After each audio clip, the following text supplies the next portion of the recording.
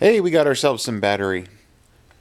So, mentioned before that Tuesday was the longest day. Wednesday was longer. Um, it didn't start as early in the day. Tuesday started at, first thing in the morning.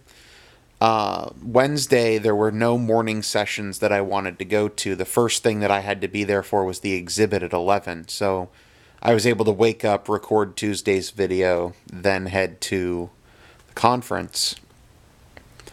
The exhibit's always awesome. It's huge. There's all kinds of companies there, drug companies, equipment manufacturers, regulatory agencies, membership like the American Pharmacists Association, the fraternities, Institute of Safe Medicine Practices, consultants, gadgets and knickknacks and all kinds. There's a whole bunch of people there. And if you watch some of my older videos, I've taken pictures inside the exhibit hall. This year, because my badge says that I work at a VA, I was a little bit more discriminating in who I talked to. I didn't go up and talk to a bunch of the drug companies, partly because of the VA on the badge, partly because they've had the exact same thing at the meeting every time, and so there's no need for me to go back and talk to them about the drugs again. So I did walk the entire length of the exhibit hall, but there's always two booths that I love to stop at. One, excuse me, is a booth called Medsnap. Medsnap is an iPhone app that was created by an emergency room physician. And what it is you lay out this little mat. It's a tiny little, like the size of a paperback book, little blue mat. And you put the patient's pills on it. And I mean, you can just dump the pills on there. That's fine. And then you open up the app and you take a picture with your iPhone's camera. And the app identifies what all of the pills are for you. And I first saw it, I want to say it was maybe 2 years ago. They might have had a booth there. Last year, for sure, though, they were giving out beta tests of it. And one of my... oh, no, this was, 2 years ago they were giving out beta tests because one of my classmates got one. And so I've seen it in action. It's really awesome. But it's only for iPhones right now. And it's going to be another year or more before they release it for Android. Only because, and I knew this before and they always tell me every meeting, the iPhone is much easier to develop an app for because all of the iPhones work the same. Whereas every Android device can be slightly different, and it's a lot more expensive and intensive to develop for the Android in that sense. But I always like to stop by them, find out where they are on my Android version.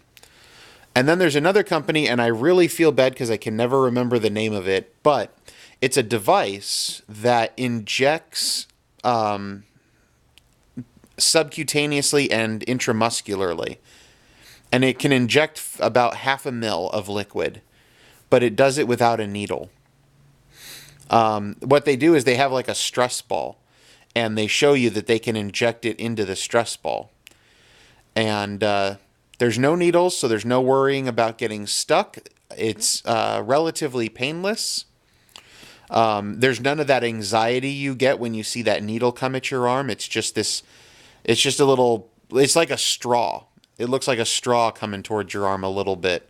And I guess people might still be anxious thinking there was a needle inside of it or what have you, but it's clear plastic, so you can look and see there's no needle, nothing's going to poke you.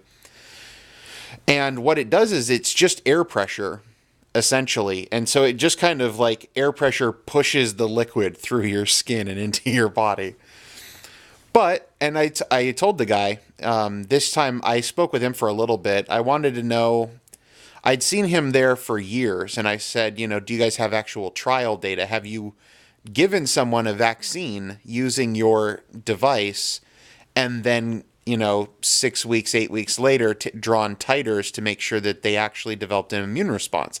And he said they had, and that they had specifically were seeking FDA approval for delivering this one particular vaccine, which you get 0.5 ml of.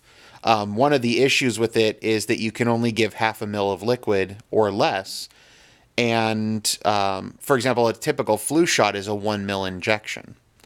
So, but the move with most vaccines now is towards a smaller volume injection. So they're kind of poised for the future.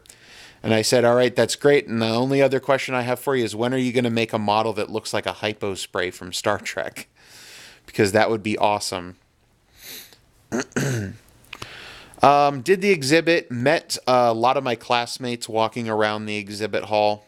One guy who's from the class behind me, he's just like, every time I turn around at this conference, you're standing there. And I'm like, I can't help it, dude. I'm everywhere. Went to some CE, went to a poster presentation where those same guys were presenting their posters.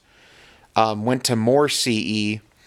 And then the reason why this video didn't go up last night is Wednesday night was the ASHB night on the town. And so we went to Universal Studios Adventure, Islands of Adventure. And ASHB bought all of Islands of Adventure for the night. I think the park is actually not normally open at the time that we were there. I think it closes somewhere around like 6, 7 o'clock or what have you. I think it closes at 7. And then we showed up at 7, and we had the park from 7 to 11 all to ourselves. It was all just the pharmacists from the meeting. And they had like hors d'oeuvres scattered all around it through the park, and drink stations where if you were getting water or soda, it was covered. But if you wanted alcohol, of course, then you paid for it.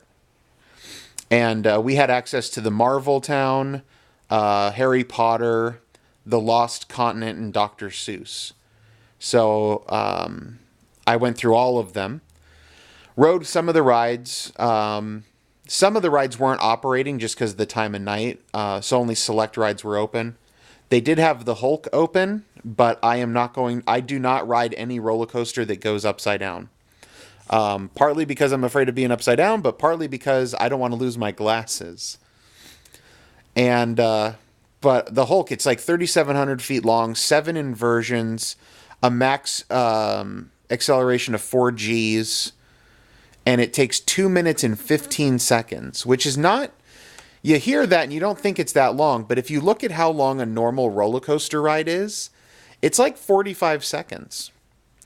30 to 45 seconds is like a normal roller coaster ride. I would say closer to 45 seconds, maybe a minute. So, 2 minutes and 15 seconds is quite some time to be on a roller coaster.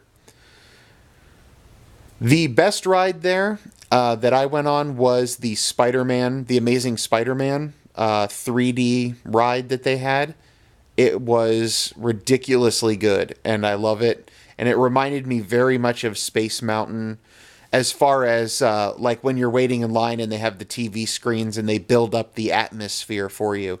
Space Mountain is a far superior ride in the sense that it's a nice roller coaster in the dark, whereas this ride is just a kind of like 3D, shakes around a little bit, but it's not even a roller coaster. It just kind of putzes through.